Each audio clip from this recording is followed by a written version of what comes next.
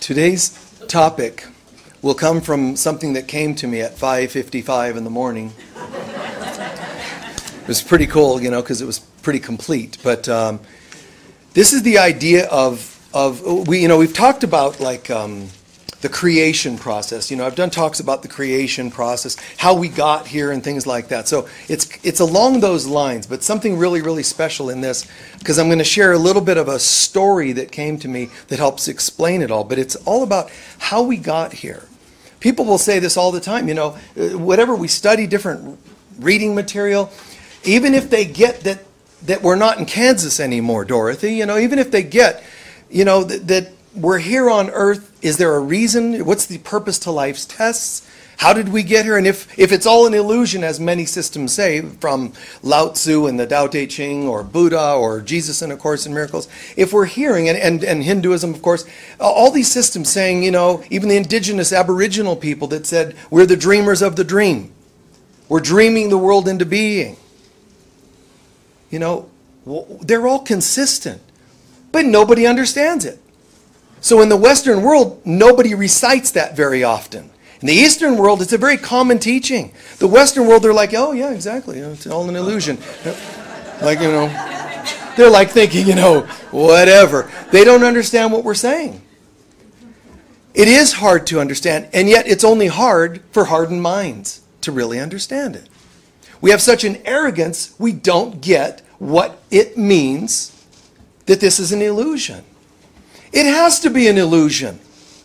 I saw a rapper interviewed once, and it was amazing, because the words coming out of his mouth, he said, this world has to be an illusion. And I was like, what? And it caught my attention. I'm like, oh, wait, turn this up.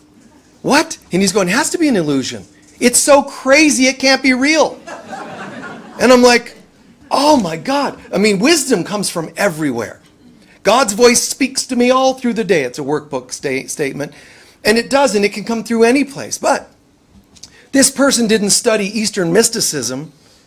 They just got it. They just went, wow. If there's a God, it can't be involved with creating a crazy world. Or it would be a crazy God. And then everything would be nothing but chaos universally. Planets would be flying into each other, explode. Everything would be death. It would be just constant death and destruction.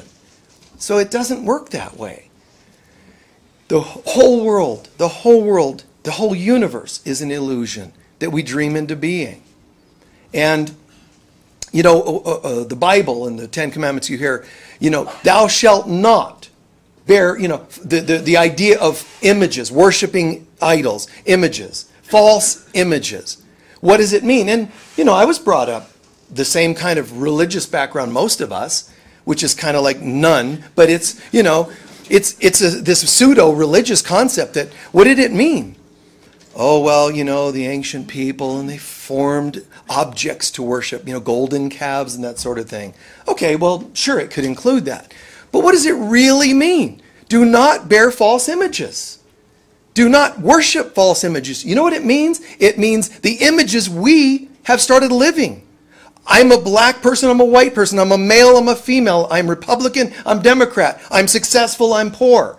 All of them are false images. And the reason I can say they're false images, because if they're not God's perfect image, they're wrong, they're off, they're false. Every image we have that isn't God's perfect image technically is a false image. Yes. Can I hear an amen? Yes, Jesus. Okay, so think about how beautiful that is. Wow. And I'm saying, go all the way with this. You're looking, driving down the street and you see somebody, oh, they're pretty good looking. A false image. Because that's not who they are. What you really mean to say is, the color particles of that person's being are somehow appealing to the false images in my eyes that flip the image upside down, so I'm seeing everything upside down, and then back into the back of my, flipping it right side up again, giving me a false impression that I'm seeing everything properly. Amen. That's what you're saying about that gal or guy. Amen. Oh, good-looking nothingness is what you're really... That person's appealing to my general patterns of dysfunction. This kind of ruins everything, doesn't it? Oh, I was just going to go driving down the street today looking for hot people, you know. And there's just merciless, man. It leaves nothing to be desired, as the saying goes. But it's kind of cool. That's why in the Hawaiian Ho'oponopono prayer, you're praying and you're saying, I love you, please forgive me. You're saying, sorry about the false image I've made of you of being sick. Oops, I apologize for my contribution, that there's poor people on the planet. Some people are playing out that part and some people are playing out other parts. All over the world, everybody's playing their parts, like Shakespeare says. It's all a stage and everybody's playing parts. But we need to retire each other from those parts. We actually have to retire each other from that. And you can do it by saying, oops, my bad. I needed you to look worse than me today so I didn't feel so bad about myself. I needed someone to shine brightly so that I, could covet someone else's success and look at my lowliness. All we're doing is finding convenient places in our little selves, our lives. And we've all done this. It's kind of like playing small. But we also play large in some ways. Wow, I'm successful. That's still a false image. So we've got to let go of all these concepts, these false images. So try to imagine this for a moment. Try to imagine that you somehow adopted or, gained somehow a child, a newborn. And then imagine they said, the child is in a coma and they'll be there for 5 years, like a fairy tale. They'll be there in the coma for 5 years. Come back in 5 years and the child will awaken. So okay, all right. And you come back 5 years and they tell you, like the first one they cast their eyes upon, they will fall in love, like a Sleeping Beauty kind of thing. But when they wake up, the first few things you tell the child, they will adopt as their belief systems. Good so far. And you get there, the child wakes up. You are made in God's image. You are one with everything. And you can create anything you want through thought. And then the child's like, got it. Boom, perfect. Now, they say now the child needs 24 hours to integrate that. So come back tomorrow. And you leave, and you come back 24 hours later. But in the meantime, the child was sitting there integrating, marveling, just one with, and made in the image of God, love, create with my mind. Wow. And then the child, for a moment, said, I wonder what would happen if I thought something naughty, something bad, horrible, like that I wasn't part of this, this connection. What if it wasn't true? What if I thought a thought that was not? You're, made in the image of God, you're one with everything, and I can create with my mind. What if I messed up? In that moment, the child felt terror and then felt guilt and shame. That's what would happen. We've all actually lived out the archetype of that child. Even if you came into this life sublimely created and you had a really stellar life and supportive parents. I don't know where you lived, but, it wasn't in my house. So even if you came in with all this great stuff, okay, but at some point, when somebody abuses you, harms you, neglects you, and so it's still going to eventually become, what's wrong? Why aren't they being nice? Even if you've had a great life, when someone abuses you in some way, you start to become tempted to wonder what you might have done wrong. But their issues with you are their problem, not yours. But you'll still be tempted to wonder what you've done wrong. Because it's called the psychological development, child psychology. We're developing, and we all do this. It's the natural development of the psyche. And children naturally personalize and think, parents can get divorced when you're 5 and go, did I do something? This is what children do. So when we're wondering what might have happened now that we had this naughty thought, we started feeling ashamed and guilty and so on. So now when that new parent comes back to get us the next day, what are you doing with it? You're hiding it. This is like Garden of Eden, Adam and Eve. They fell. God comes to find them. Hey guys, what? Gone. Where are you? We're hiding. See, we all have done this. And this explains where we've come from. This is how we got here. This is the creation, so to speak, but it's also the non-creation. Because those children of God started feeling like ashamed. They started feeling confused and guilty, so they started hiding. Now the parent comes back. You go back the next day to get that child. Hi, sweetheart. And you can tell there's something different. You can tell. And there's a feeling of, honey, are you okay? Oh, yeah. It doesn't know how to deal with this. It doesn't know how to manage what it's feeling. Because it's feeling something horrible. Why? One reason is because of the huge contrast between how I was created to be and what ended up happening now. And then what's really a drag is that that child, the parent will watch and notice that that child, just like God watches us, it will notice you're never happy as you could be. You're getting by, but you're never thriving. So God watches us going, man, I created you like this and you're doing this. Keeping all sheltered. Why? Because we're afraid of what? You know, because we don't want to talk about it. Talk about it. Bring it out. Talk about it. No, but this is horrible. Most people won't even talk about their errors, mistakes on planet Earth, let alone their worst mistakes. And if you can't talk about your minor here and there mistakes and own them, instead of defending them or excusing them, if you can't bring those out, make amends, apologize.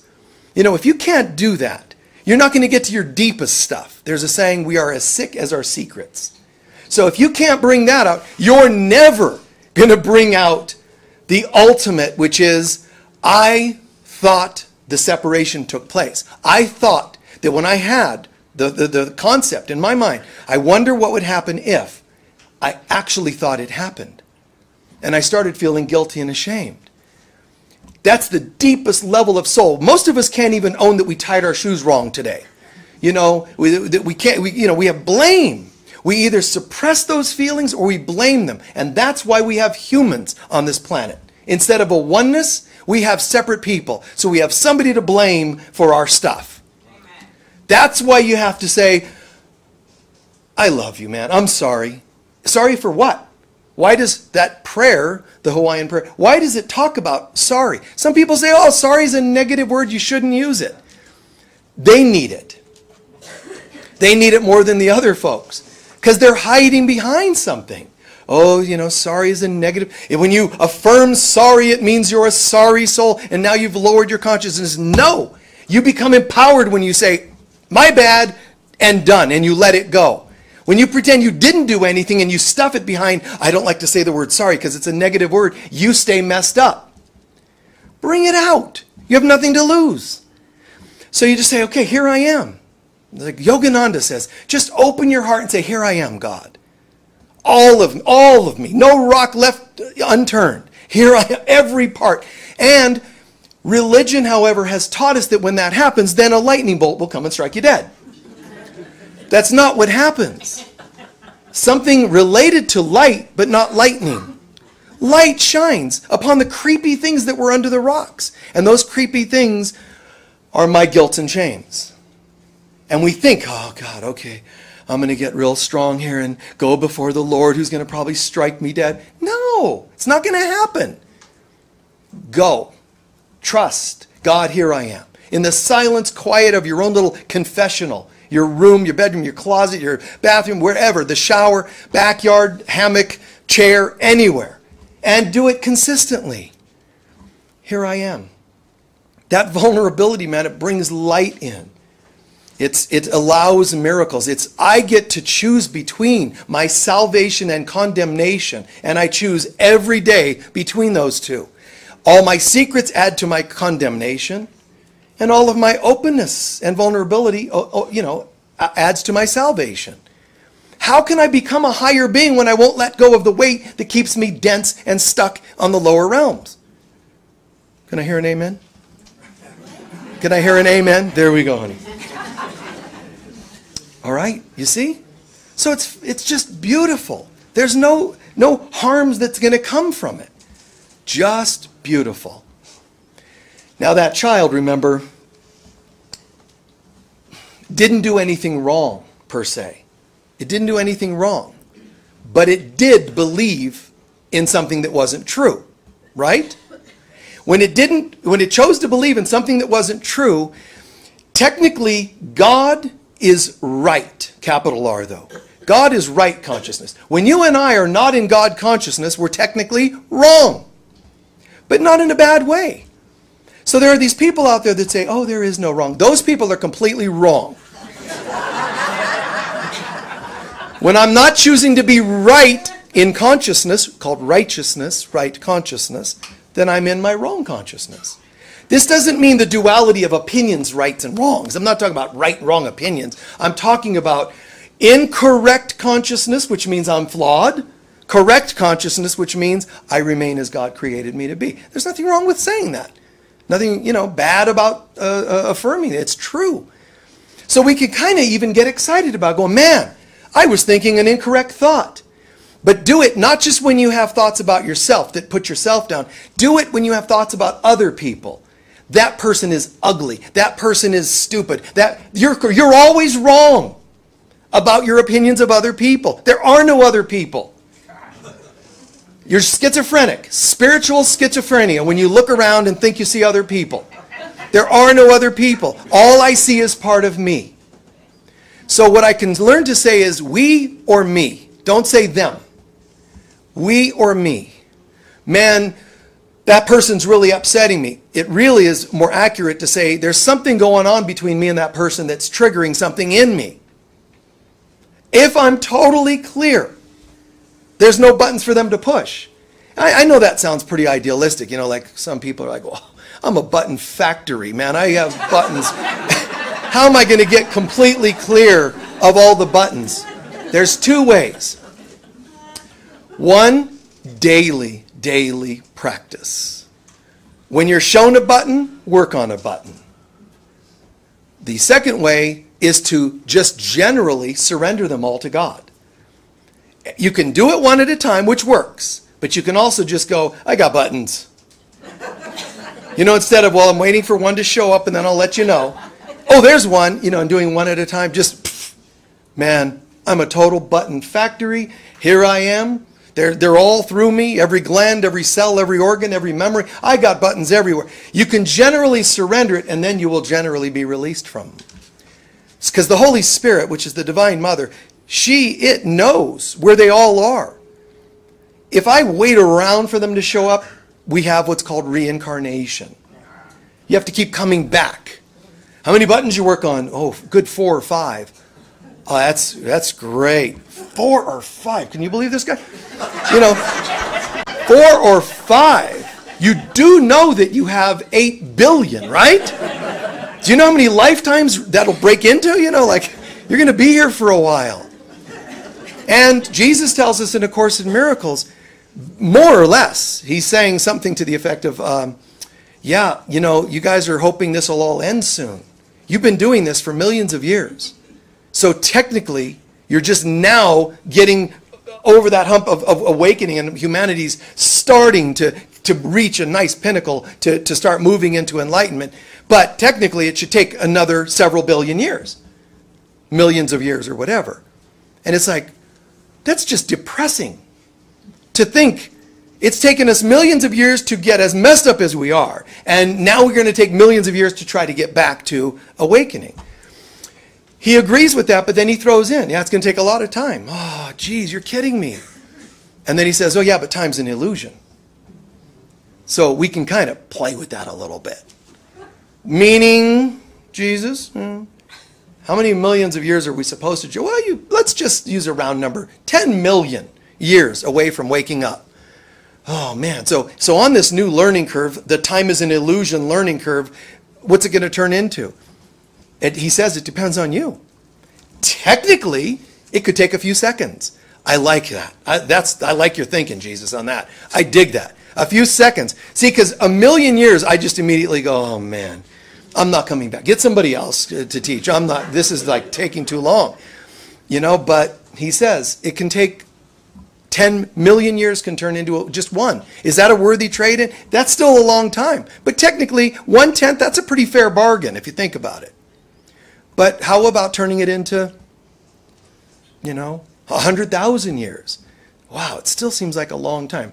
So all I'm saying is you can do it generally, releasing the buttons, or specifically. Do it specifically. Do once in a while, and I think you should do both. But if you only do the specificity here and here and here and here, you'll wake up slowly. Generally, it's kind of nice. It kind of works it. But there are times when you're going to need to see specific buttons. Leave it to the Holy Spirit. Leave it to God. You show me what you would want me to learn today. You show me what to say and do and not say and do in my day-to-day life. Because you don't have to hunt them down. Now, if they come to mind, or if you're doing breath work or healing work, they do come to mind, and that's helpful. But it's not entirely up to you to have to hunt them down.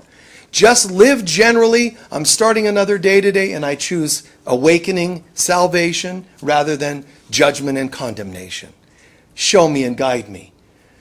Wow, that feels pretty cool. But you do have to recognize you did ask for something that's important.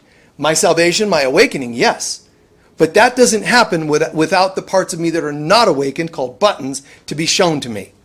I don't have to see all of them. The Holy Spirit might go, looking through, let's see. This cluster of them, we can knock all these off with just this one button on top. So, sets it inside your soul. Somebody cuts you off on the freeway, all angry and all. Oh, never mind, we'll take that back and we'll work on that later, sweetheart. And it just goes right back into the consciousness. Because most of us don't want to own. When that opportunity came up, it was a chance for me to heal and forgive. Does that mean it's easy to deal with people that are rude and, cold and obnoxious and hurtful? No, not at all. But what we can do is simply say, show me how to see them the way you see them. It's just surrendering the perception of them is important. I don't have to commit to seeing them exactly perfect. All of a sudden, they all have bright, shiny teeth, and everybody smells great, and they all act, nicely. No, they're going to be humans with issues and reactions and annoyances. But the more we bring a new consciousness to the conversation, the more we can change everyone in the conversation. I don't want to be that one today. I'm not in a good mood. Get another spiritual person. And God will say, yeah, I'll do that. No problem. Just remove you from there and send you somewhere else. But whatever lessons you chose not to work on today, they get assigned somewhere else. It's not like you just go, I don't want to do that. Oh, okay. And it's gone. Then what would be the point? These things are coming into our life so that we can get the buttons pushed. Like Yogananda says again, Yogananda, when you think people are like causing you pain, they're never actually causing you pain as much as they are rubbing up against wounds you already have that make you wince when they touch them. So you already have the wounds. You already have the bleeding and the hurts and the pain inside. People just rubbed up against it. Ow! And when they do, you usually react. So if someone pushes your buttons, know you're reacting to wounds of yours. Not the causings of them as much as the wounds of yours. That doesn't justify their behavior. That's where healthy boundaries come in. Where you can say, wow, that pushed up against something. I felt pain and I reacted. I want to apologize for my reaction. But do me a favor. Don't be touching my cracked ribs. That's a boundary. You see? See this? It's cracked. Don't be touching it. Oh, but I have some lessons I can teach you if I push on the buttons called a cracked rib. Yeah, but don't do that. I'll just go over here and I'll look at that and see what I need to work on in this moment. When you work on it, the Holy Spirit, your mother, divine mother, she will remove you from painful situations as much as possible. We're only brought to them when we won't work on them ourselves. We can actually do a lot of work within our quiet time. Not just praying for good things. Don't just put on your altars your cute things. Oh, look, my altar. Angels and empowerment totems and put people you hate. Put a photo, frame it nicely, someone, your ex, right in the middle of your altar. Try it. It takes courage. There's Jesus and Buddha and you.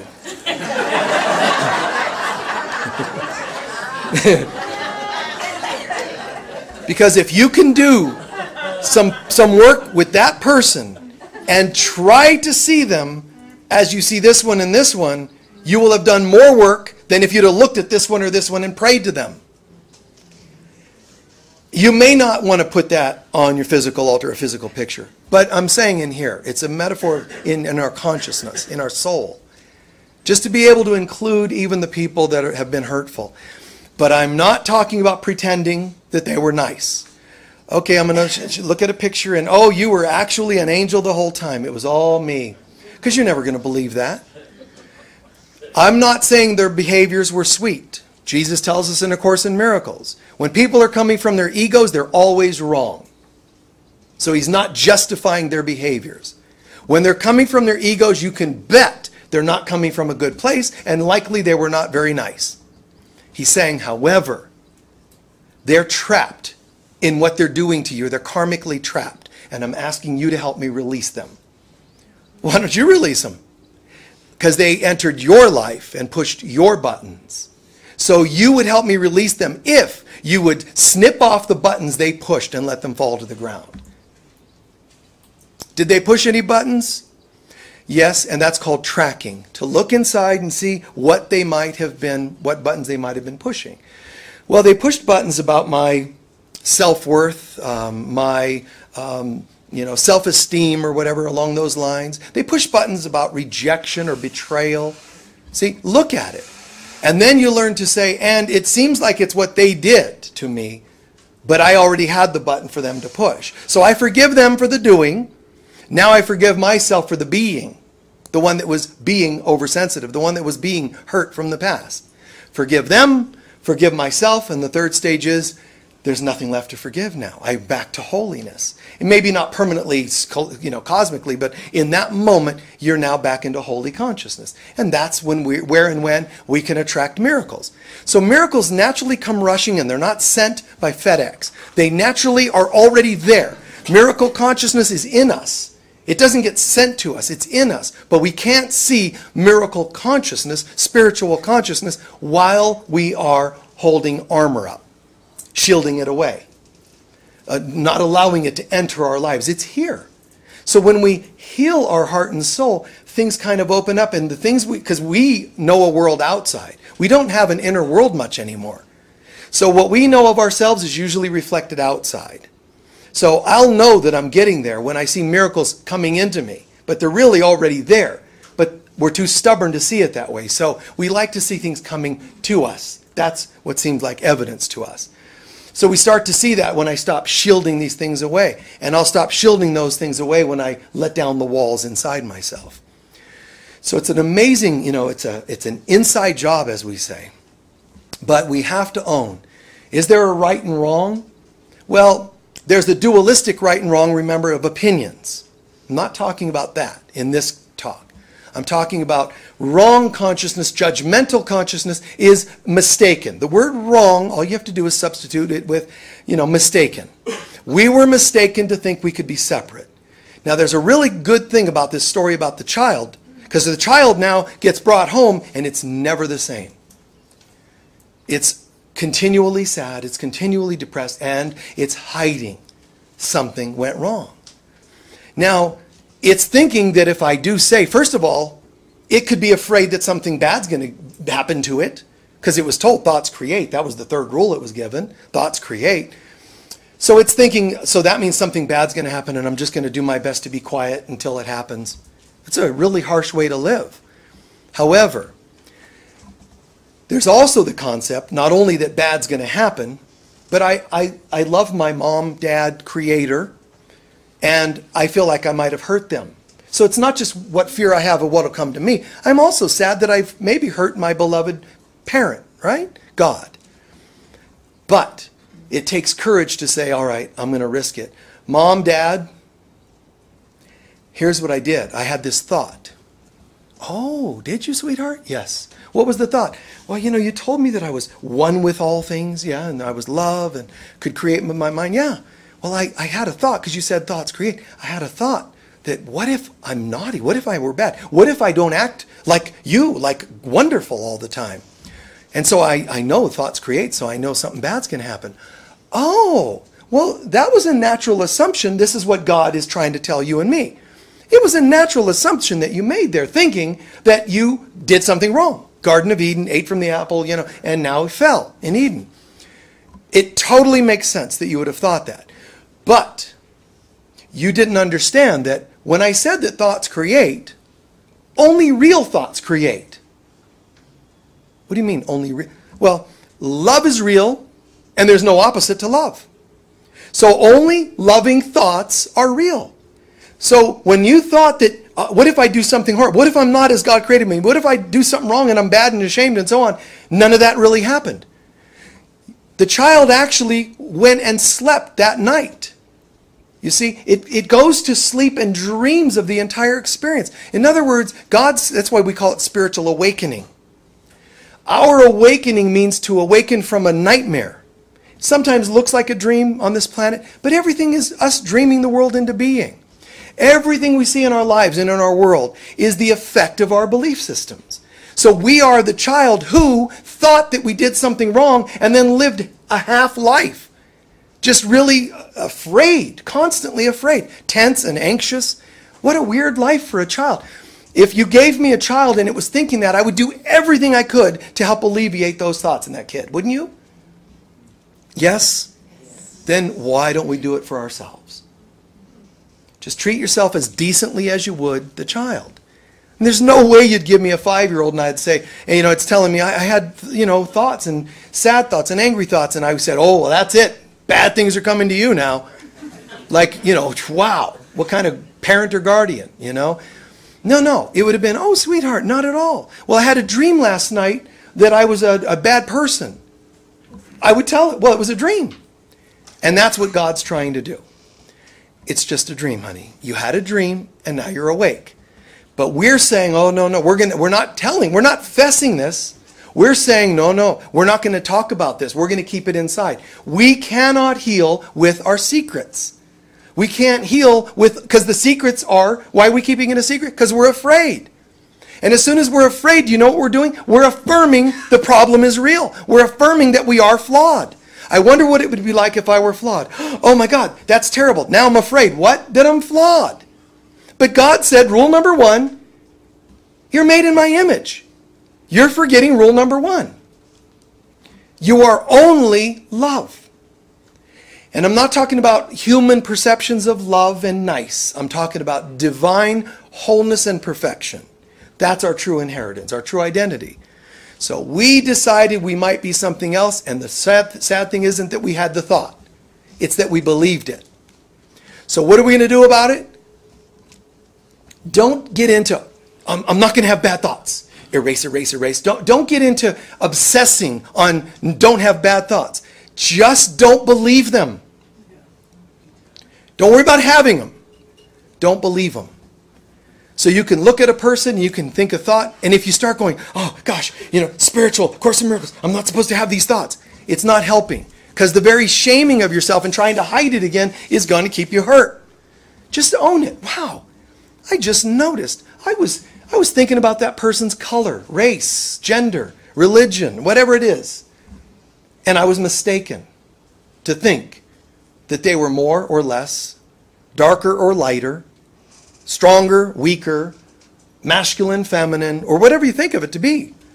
Anything you think you see, sick, healthy, those are all my perceptions. And they're all wrong. Amen. Completely mistaken.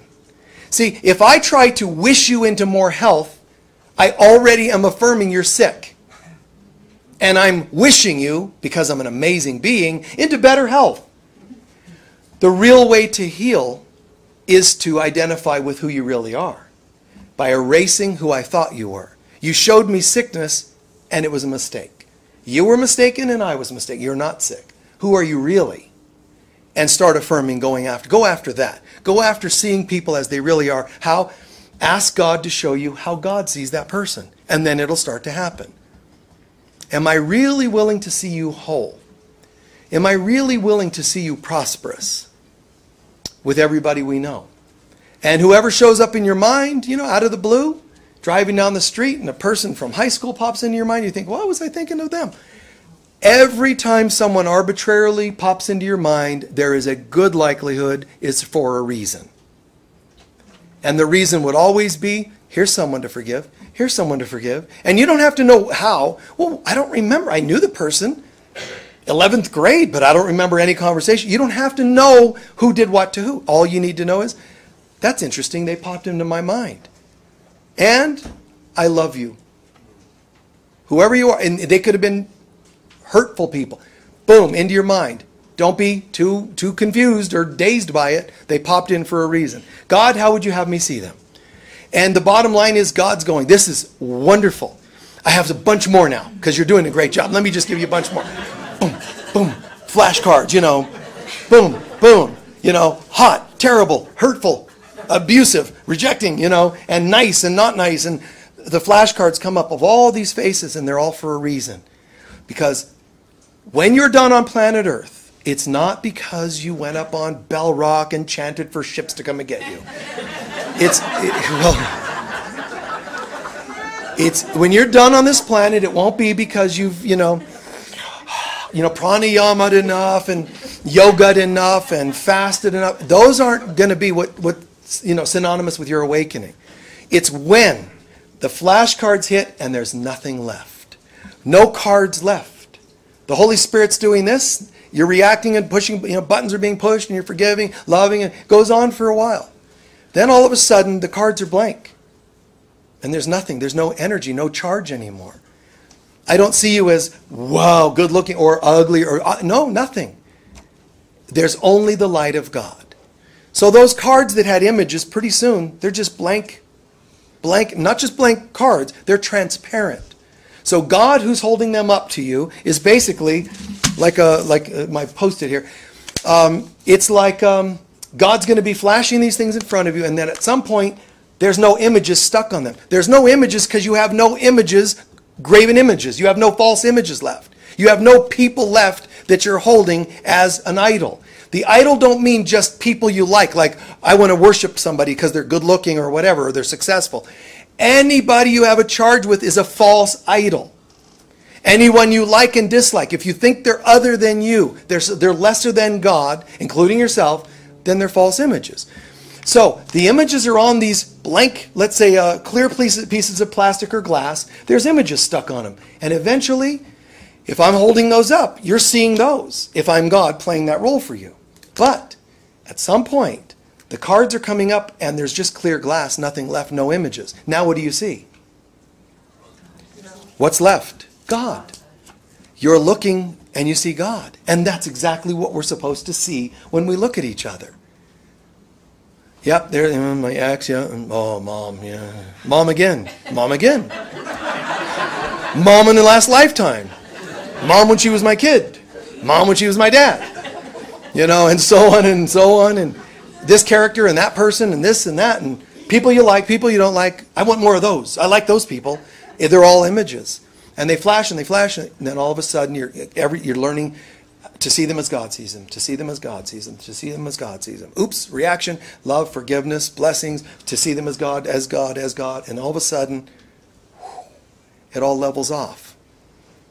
It's a stillness. The reactions aren't there. We don't have sleep dreams that are as strange and confusing. They're clearer messages. And in our day-to-day life, things are just clearer, less chaotic, because there's less stuff showing up on the slides. The slides are not just people, they're our life and our events in our life. All of your material body, your material manifestations, those are all things showing us charges and how you're doing with them. And you know how you're doing because of that reaction that once happened, and it's starting to level off. So God says, I know that you're not completely ready for this. You're not completely willing to just go, I get it. I had a thought and it wasn't true and I'm ready to let it go. God says, so in the meantime, until you're ready, I'll do a maintenance program to get you there slowly. So I'm going to send you those thoughts here and there so you can release them as needed. Learn to also do them every day in general. And you'll lessen the number that have to come to you. And you'll make more powerful and efficient your day-to-day life, because instead of running from the challenges and only looking for good people or whatever, nice people, which is okay to have in your life. But if you go and try to force it to happen, that means you're still afraid of something, and it's still going to become a lesson to come back to you. On the other hand, if you say to yourself, I'm going to become a better person, you know what's going to happen? The people around you start to look better. They start to feel better. The life starts to improve because it's happening in here. So there's two ways you can make your life better. One, make it happen. The other one, co-create it. One is done with God. One is tried without God. This one will never work. Ever, ever. You can only try to manipulate or manufacture it as though it's working. And that will not last. And then it'll break your heart. So we're all heading the same way. We're all heading the same direction, the same place. And it's just remembering. And it's remembering the first rule. God is. And we're made in God's image. Thank God. Thank God that all the things that I keep thinking, TV, and then, there's war. I need to pray that the war is... You're still affirming that there's a war, and you're going to fix it with your prayers. It's more effective and efficient to say, I don't know what I see. It looks like I'm seeing war and racism and ridiculous behaviors on this planet. But God, how would you have me see this? And then it starts to heal. It's far more efficient for me to say, I get it. As soon as I, turn on a TV or watch the news or read a paper or interact with people, the buttons that come, the incidents and events that come to me can only be related to my own particular issues or lessons. And I get it, so I'm surrendering them. Ongoing basis, surrendering them. And then I'm healing the world. I'm healing here, and I'm healing this place that I seem to live. Is that all making sense? Please take a few centering breaths.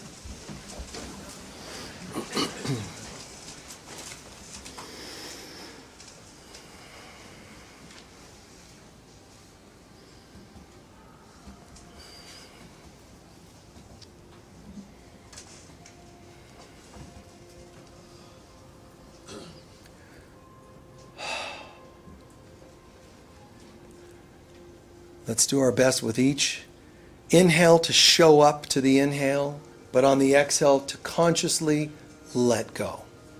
Let go of tensions, the muscular tensions and the joint tensions, the thought tensions, emotional tensions. Let's let things just fall away.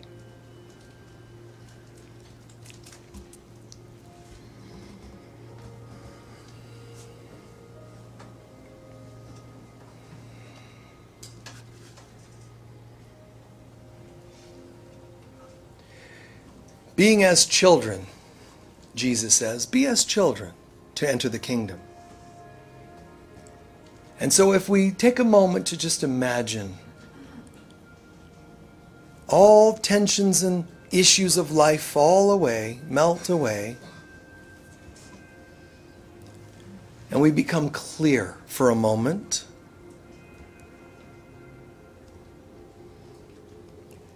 Be as children. It partly means be teachable.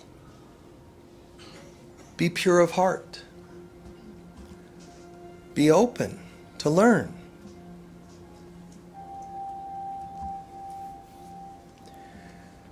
And so, one thing the child in us can be taught, those three essentials. You are created in God's image. God's image of love and peace. Let's soak that in for a moment. I really am. Doesn't matter what I think I've done and where I've been, that was a dream. The truth is, the soul, my light inside, was created in God's perfect, loving, and peaceful image. And let's have a half dozen breaths of just absorbing that into our heart and soul, our consciousness.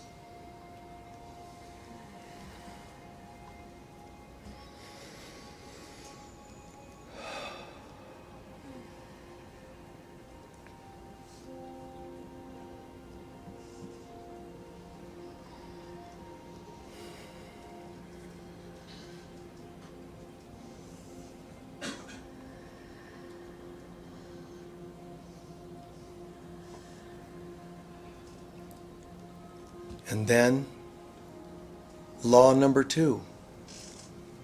Not only are you created in the perfect image of love, you are one with everything.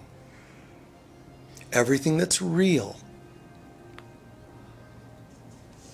We're not needing to be one with stuff we dream up in hurt, but we're one with everything that is real, everything that is good, and everything that is love.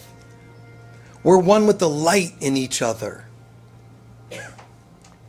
And let's breathe that in a half dozen times.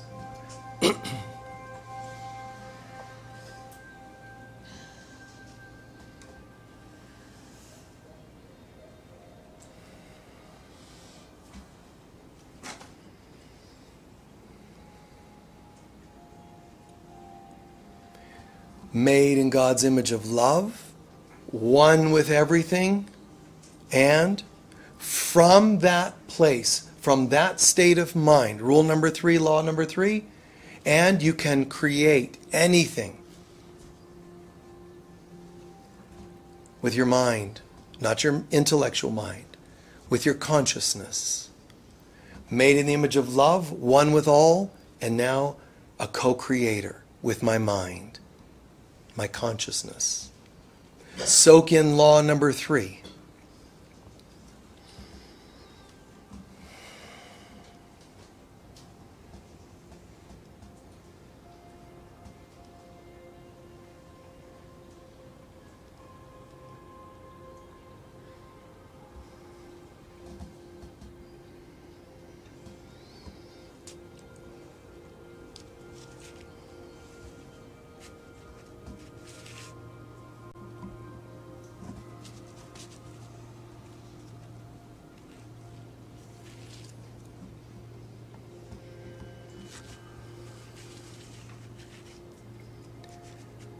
And then remember, there's an opposite that seems to exist that really doesn't exist, because there is only God. But the opposite would be to say, you know, I'm capable, I have free will. I could choose to be the opposite, which would mean instead of love, I'm flawed and unlovable. Instead of one, I'm disconnected from everything. And instead of being able to create with my consciousness, I'm disempowered. Unlovable, flawed and unlovable, disconnected, and disempowered. That is how I've been living my life. That is how basically human beings live their life. And I have a choice. And every day I can have one or the other, but only one of them makes sense. Only one of them is real. So we can all say in our minds now, I choose, door number 1, I choose the love, the connectedness. I get it. I'm choosing that. And the power of God within me. It's easy to say. All we're asked to do is prove it to ourselves by acting that way. Don't just say, I'm choosing it. Act it. Act loving. Act like you're one with everyone. And act responsibly in a sense that I know that my consciousness creates. So if I miscreate, I'm going to take responsibility, see it, own it, surrender it, and ask for door number 1 again. So take just a half a minute more to make that commitment in your own way and in your own words. I can easily say the words, but I have to act like it.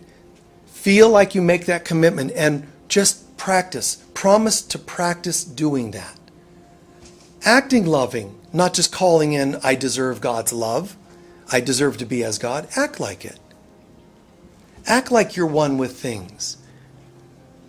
Everything you destroy, everything you kill, everything you shame is a part of yourself.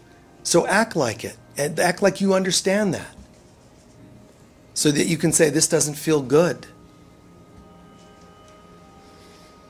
Take a half a minute with that.